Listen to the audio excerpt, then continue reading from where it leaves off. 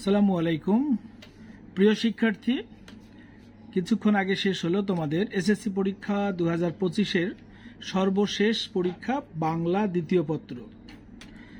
আমি তোমাদের বাংলা দ্বিতীয় পত্রের সঠিক এবং ঠিক সময়ে তোমাদের উত্তরমালাগুলো মিলিয়ে দিচ্ছি, তোমরা মিলিয়ে নাও। আশা করি সকলের পরীক্ষা ভালো হয়েছে। শেষ ভালো যার, সব ভালো তার। তো আমি রচনামূলক প্রশ্নটি দেখাচ্ছি যারা 2026 এবং 27-এ অংশগ্রহণ করবে। তো প্রথমেই দেখো প্রশ্ন যেটা আছে, ঠান্ডা পানি, এখানে ঠান্ডা কোন বিশেষণ? চমৎকার প্রশ্ন, এটি হলো গুণবাচক, তোমরা মিলিয়ে নাও। তারপর রয়েছে যৌগিক ক্রিয়ার উদাহরণ কোনটি? চমৎকার একটা প্রশ্ন, হেসে ওঠা। বাকিগুলো কিন্তু তোমার সংযোগ ক্রিয়া, তারপর নাম ক্রিয়া রয়েছে, কিন্তু এটির উত্তর হবে যৌগিক ক্রিয়া। 3 নম্বর প্রশ্ন খেয়াল করো, পদ, বর্গ বা বাক্যকে যেসব শব্দ যুক্ত করে সেগুলোকে কি বলে? সেগুলোকে বলে যোজক। যাজ্ঞে ওসব কথা থাক, এখানে যাজ্ঞে হচ্ছে অলংকার আবেগ।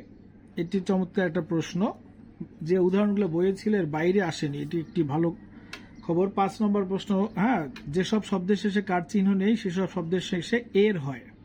হয়তো কেউ এটা ভুল করতে পারো। এটা আরেকটি প্রশ্ন আছে, এ থাকলে কিন্তু আর একটা উত্তর হতো, কিন্তু এটা হয়নি। এর। তো এখানে তোমার দেখো 6 নম্বর প্রশ্ন, প্রত্যক্ষ উক্তিতে চিরন্তন সত্যের উদ্ধৃতি থাকলে পরোক্ষ উক্তিতে ক্রিয়ার কিসের পরিবর্তন হয় না? যে কালের। মনে করো যেটা ইউনিভার্সাল ট্রুথ, যেটা আমরা পড়ে আসছি ছোটবেলা থেকে, সূর্য পূর্ব দিকে উদিত হয়, এটি কালের কোনো পরিবর্তন হয় না।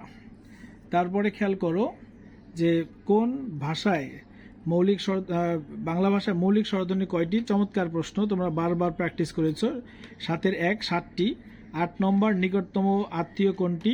অহমিয়া আর ওড়িয়া, এখানে যেহেতু অহমিয়া আছে এটি হবে। চলিত রীতি নতুন নাম প্রমিত রীতি হয় কোন শতকে? 20 শতকে। চমৎকার প্রশ্ন। বাকযন্ত্রের মধ্যে সবচেয়ে সচল ও সক্রিয় অঙ্গ হচ্ছে ওষ্ঠ। এই অঙ্গটি হচ্ছে, এটা হচ্ছে জীব। বাইরের অংশ হলো ওষ্ঠ, আর যেহেতু সবচেয়ে বেশি চলে জীব, এটিকে বলে সচল ও সক্রিয় অঙ্গ। বাংলা ভাষা অর্ধ স্বরধ্বনি কয়টি? এগুলো বইয়ের উত্তর, একদম সবগুলোই জ্ঞানমূলক। 11 হচ্ছে 2, 4টি। সকলের মঙ্গল হোক, এটি হচ্ছে অনুজ্ঞা বর্তমান। তারপর রয়েছে সে খেয়ে আর ঘুমিয়ে কাটাচ্ছে, এটি অনেকে হয়তো ভুল করতে পারো, এটি ক্রিয়া বিশেষণ বর্গ। যদি থাকতো সে কাটাচ্ছে খেয়ে আর ঘুমিয়ে, তাহলে ক্রিয়াবর্গ হতো। তারপরে দেখো তোমাদের বিধেয় ক্রিয়ার বিশেষ অংশকে কি বলে? আমি তোমাদের যে অবজেক্টিভগুলো দিয়েছিলাম 150 আরো 50 এখানে রয়েছে। চমৎকার প্রশ্ন, এটা পূরক বলে। জমি থেকে ফসল পাই, এখানে জমি থেকে অপাদান কারক। চমৎকার একটা প্রশ্ন, কোথা থেকে উৎস বোঝালে এটা অপাদান কারক। কর্তাবাচ্যের উদাহরণ কোনটি? শরতে শিউলি ফোটে। সাধারণত দুটি বাক্যকে এক বাক্যে পরিণত করার কাজে কোন জ্যোতিচিহ্ন বসে? এটি চমৎকার প্রশ্ন, ড্যাশ। তোমরা খেয়াল করো, সবগুলো বইয়ে আছে। কাঁচা ঢিলা এর বাগধারা, বাগধারাটির অর্থ হচ্ছে অসাবধান, কাঁচা ঢিলা। বাকিগুলো অন্য অর্থ হবে। তারপরে দেখো হাতি শব্দের প্রতিশব্দ দ্বীপ, এই দয় দীর্ঘইকার থাকলে জল বেষ্টিত স্থান হতো, এটা দ্বীপ মানে হাতি। কর মানে অন্য কিছু, তুরক। আচ্ছা, ঘাতক শব্দের বিপরীত শব্দ কি? মহাজন। ঘাতক হচ্ছে মহাজন। তারপরে দেখো ঘোষ ব্যঞ্জন কোনগুলো?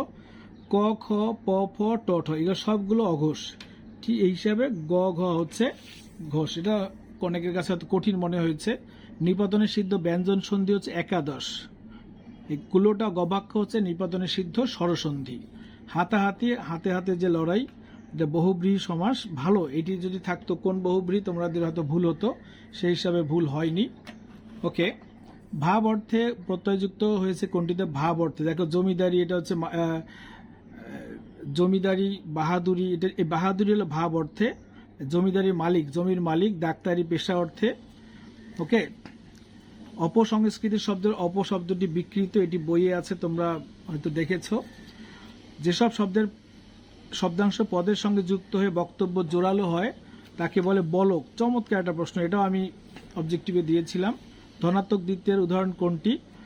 ধনাত্মক দ্বিত্বের উদাহরণ, চমৎকার একটা প্রশ্ন, তোমরা মিলিয়ে নাও। এটি হচ্ছে ঝমঝম। ঝমঝম যেটা প্রাকৃতিক ধ্বনি হয়, অনেকে হয়তো ঝিলমিল, ঝিলমিলের অনুকার।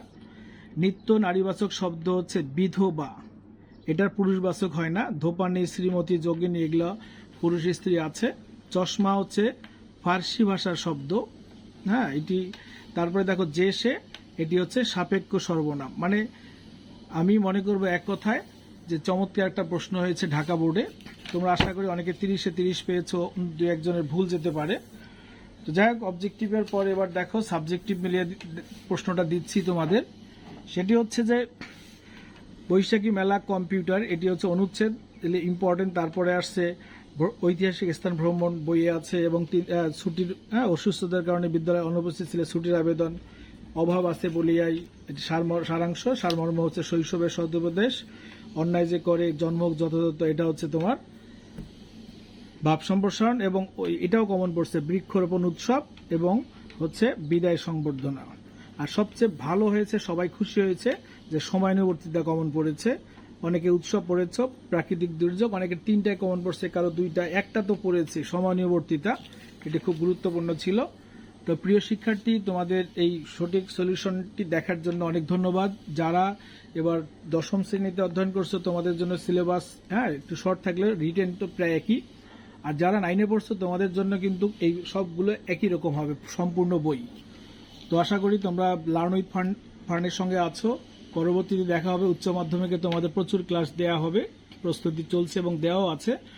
যারা তোমরা চ্যানেলটি সাবস্ক্রাইব করেছো অসংখ্য ধন্যবাদ। যারা করোনি, তোমাদের সাবস্ক্রাইব করবে, বন্ধুদের জানাবে, যারা লেখাপড়া করছে পরিচিত জনদের, যাতে আমি উৎসাহ উদ্দীপনা পাই। তো প্রতিনিয়ত তোমাদের সঙ্গে আমি আছি, বাংলা যে বিভিন্ন ক্লাস নিয়ে বা অন্যান্য সাবজেক্টও আমি সাজেশন দিয়ে থাকি। তো সব শেষ ভালো আশা করি হয়েছে, প্র্যাকটিক্যাল সামনে রয়েছে, প্রস্তুতি নাও। এবং যারা বিভিন্ন কলেজে ভর্তি হতে চাও, যেসব জায়গায় পরীক্ষা হয়, প্রস্তুতি নাও। সর্বোপরি তোমরা দীর্ঘদিন পরীক্ষায় ব্যস্ত ছিলে, ভালো পরীক্ষা হয়েছে, আল্লাহকে স্মরণ করো যেন সবারই ফলাফল ভালো হয়, এই আশাবাদ ব্যক্ত করে এখন শেষ করছি।